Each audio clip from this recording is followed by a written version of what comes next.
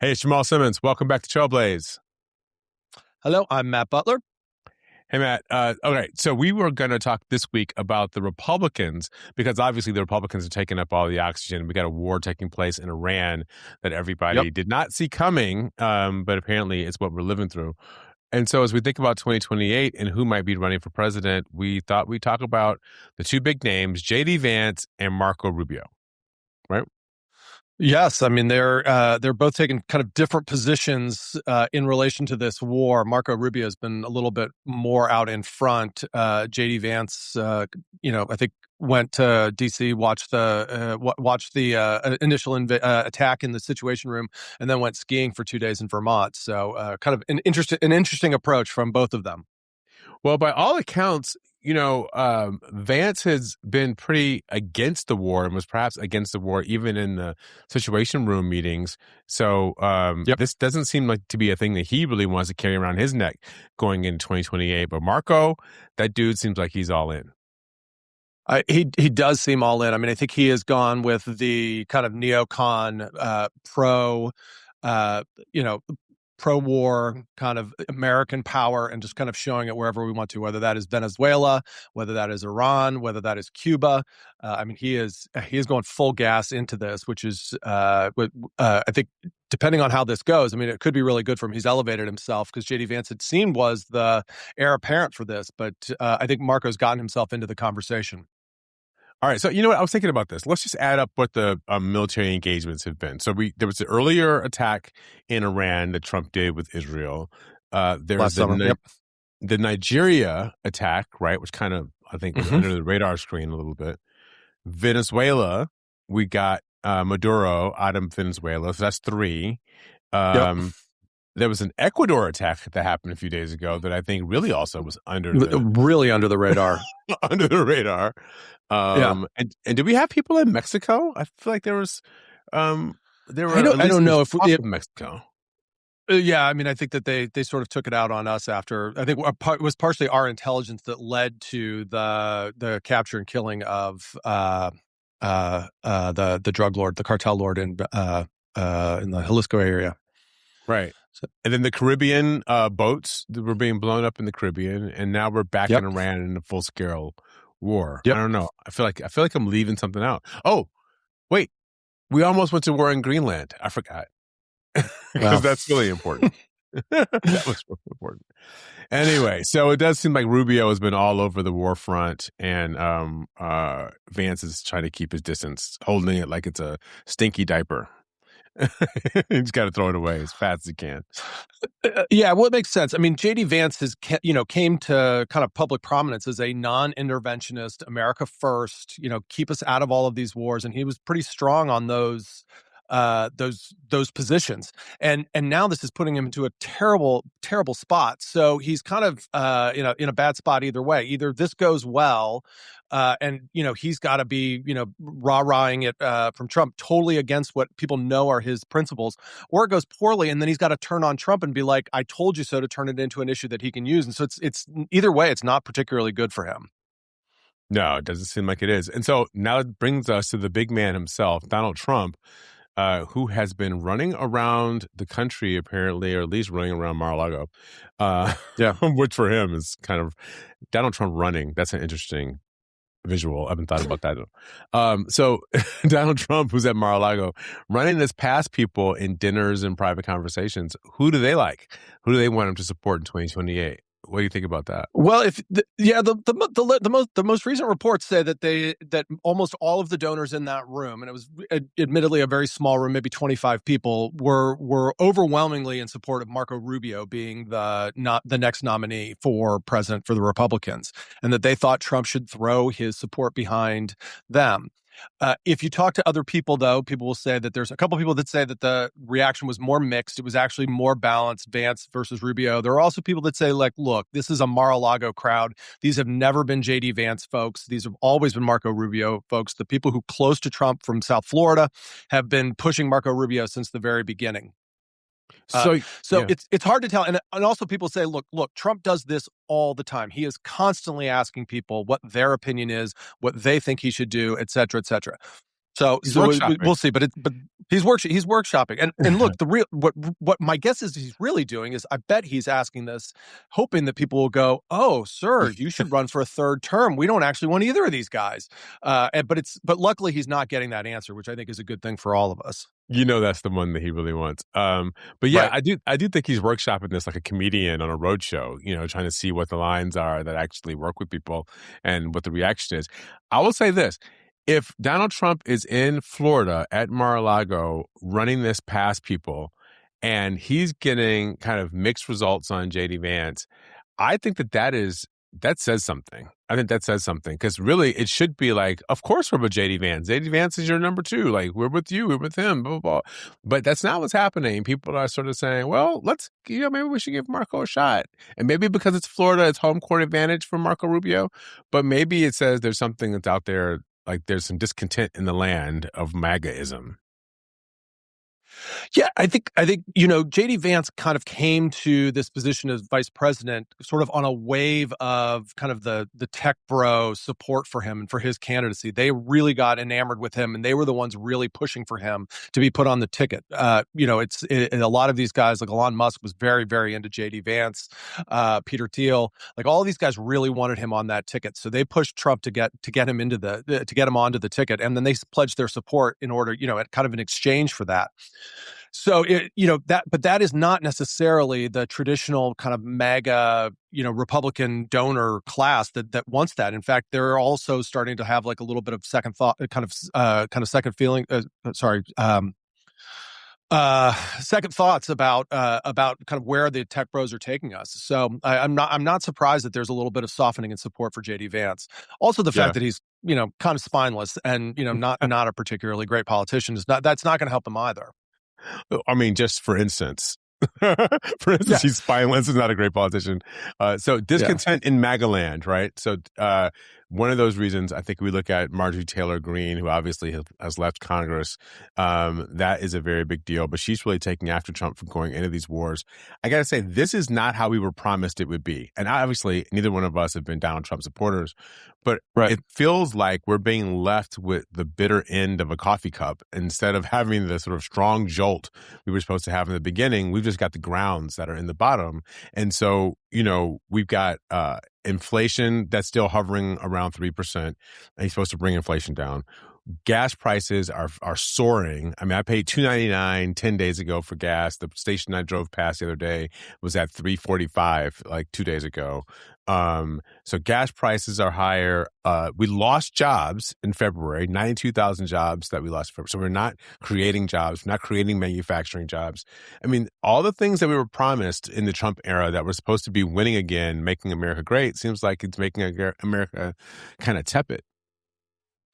Absolutely. So, he came in on all these promises. And the one thing that I would kind of give Trump credit for, even being kind of an ardent opponent of his, was it did seem like he was serious about not getting us involved in foreign wars and not That's right. having us being going off at the hip and attacking people.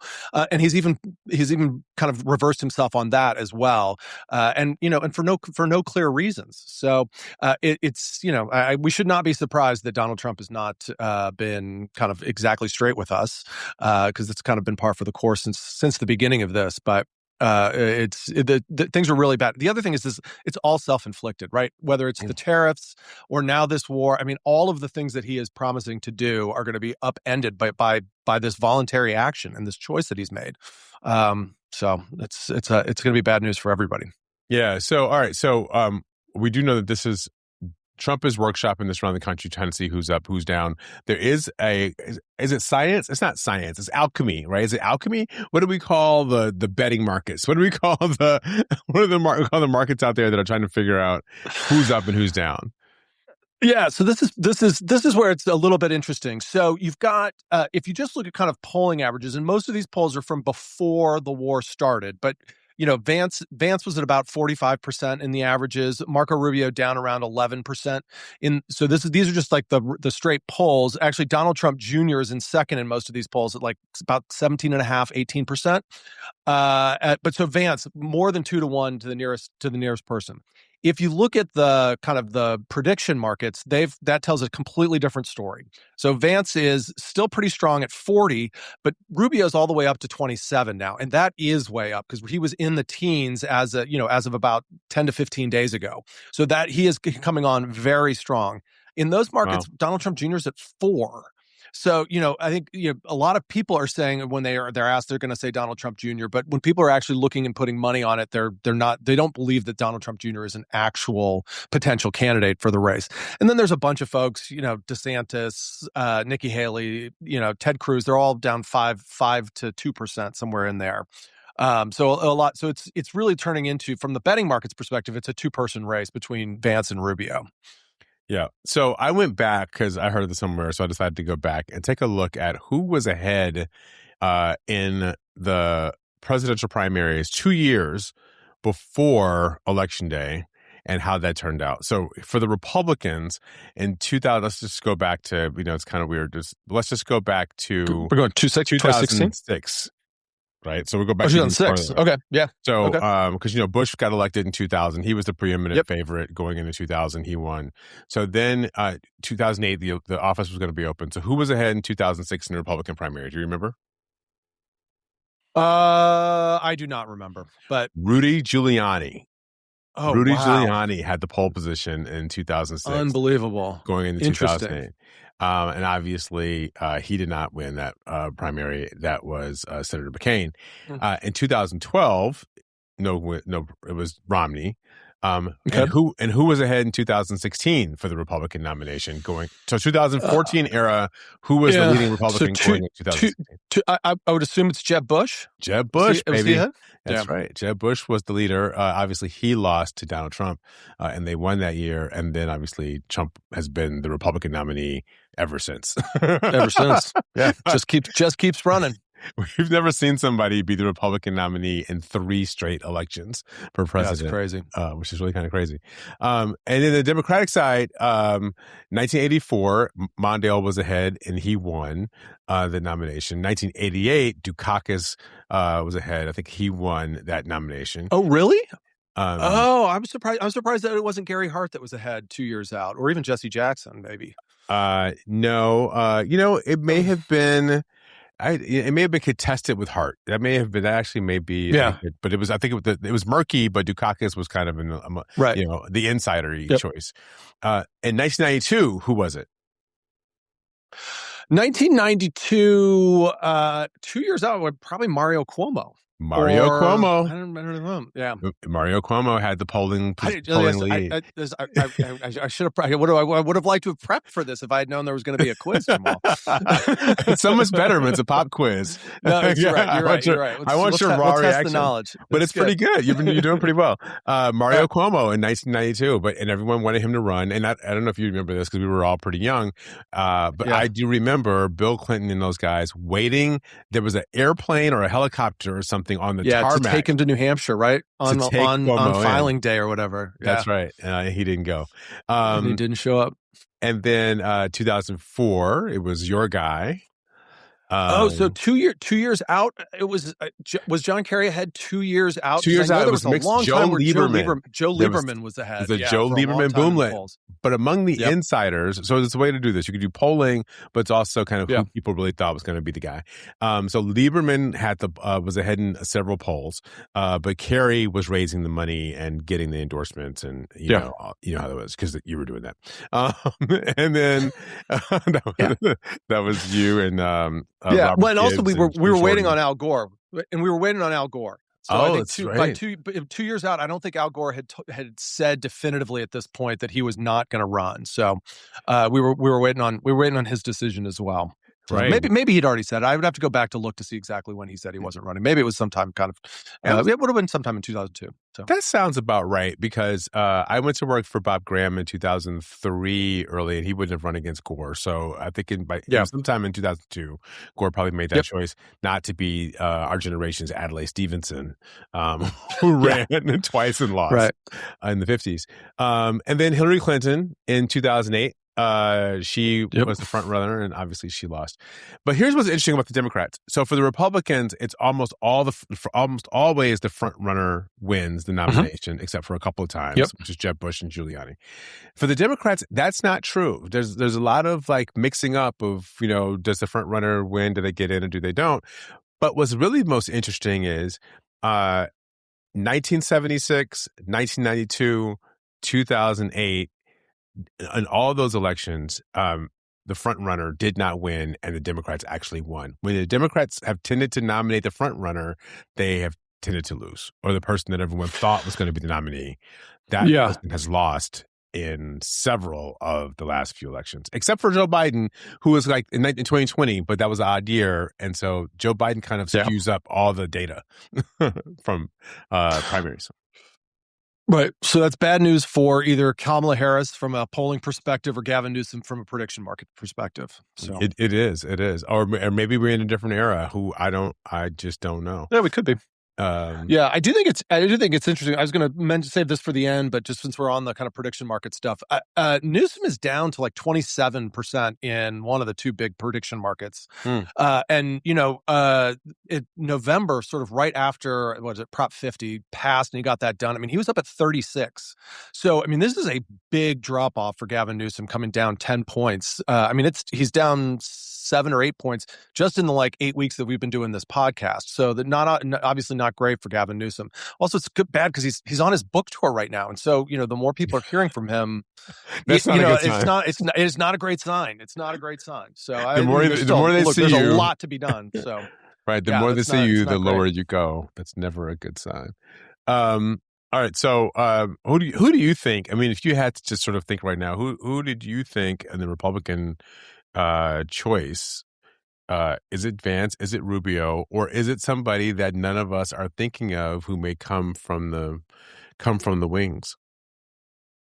Yeah, I think we're going to have to see what happens. So we definitely have Vance and Rubio as the two kind of most likely people that it's going to be.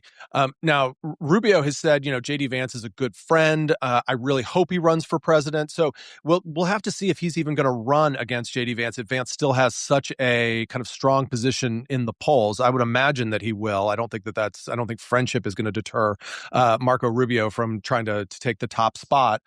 Or maybe they cut a deal and Rubio is the vice presidential candidate and they kind of work together to do it.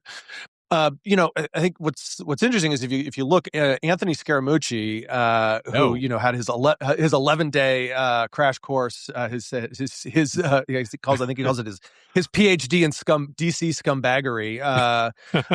He's saying that Vance and Rubio are both done. That like this much proximity to the Trump administration is just going to be toxic when people actually start to run for president. He also thinks that Trump doesn't want a successor. So, he may be polling people for who he should support, but he actually wants this entire thing to fall apart as soon as he is gone, if he can't run for a third term. And if he's not going to be in charge, he doesn't want the Republicans to be in charge at all. He's going to want a Democrat to follow. So, you were nothing before the Republicans were nothing before me, and you're going to be nothing after me. And that's exactly what a narcissist like Trump wants to see happen. So that'll be kind of interesting. And, we've talked about this before. Like, does that mean that Donald Trump Jr. is the way around that for the Republicans, right? So, at least we're giving him his son, or even Eric Trump. I mean, apparently Eric Trump is the one that's running most of his businesses. I know that he doesn't speak MAGA quite the way that Don Jr. does, but, and then there's also Ivanka, who's, totally taken a place way off the stage. But, if she wants to rehabilitate the Trump family image, maybe that's the way that they go. So there's a lot of possibilities there. And then you go to some of kind of the more, the more kind of known big names in the Republican Party. So that's Ron DeSantis from Florida, Nikki Haley, Ted Cruz. I mean, I would imagine that Ted Cruz is going to try to make this race unless there's some way to keep him out of it.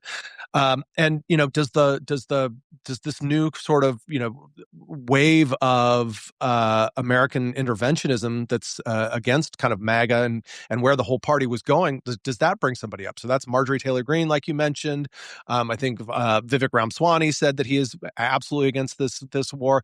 Tucker Carlson has been, very out in front on being against the war and against the reasons that we're in there, and saying this is a terrible idea. He's trying to convince Trump not to do it and trying to get us out as fast as possible. And he's getting a lot of support there. So there's a bunch of people who could benefit from this war on the Republican side. We'll have to see what happens. Yeah, I am sort of agreeing. I think that Scaramucci might be on something about Trump doesn't want anybody to succeed him. I think that's true for a couple of reasons. One, I think Donald Trump's ego will never abide somebody down the hall from him getting more press than he does. I just think there's no way he's going to go along with that. And then number two, I don't think I think when Trump leaves, anything that they do to attack him or come after him, he would rather have a Democrat to attack and say, look at how they are politicizing the office, acting just like we did. Do whatever kind of straw man he wants to put up, he will be able to sort of attack the Democrat as the reason the country is having whatever problems are going to ensue from this era. Because if we talk about what's happening, I mean, whether it's tariffs or it's the wars around, it's taking apart our alliances. There are all these ways he's cracking the foundation of American prosperity, and they're probably going to come home to roost after he leaves office. Yeah, I mean, Joe Biden was dealing with it for 2 years. It actually did quite well, I think, kind of, repairing the damage that the first Trump administration did. And so the next person's going to have it even worse than that, because quite frankly, they're better at breaking the American institutions than they were the first time. So, we talked about this last week. I mean, somebody who can come in and fix all of the foreign policy problems that he is creating and all of the alliance problem and getting people to trust us again is going to be, it's going to be of paramount importance, and it's going to be a huge job. And I'm not sure who that is of the Democratic contenders at this point. Yeah, whoever the nominee is in 28 is going to have trouble with Trump, and I think that is going to be the theme of their primary as much as it is the theme of the Democratic primary. Is how do we handle this Trump legacy, and the people who are a part of it may really be damaged by it. Obviously, the MAGA people, most of the MAGAites, will still be down with Trump unless there's something that happens which we can't foresee. And I got to tell you, I mean, as crazy as things are, who knows what's going to happen in the next 18 months that will matter for primaries.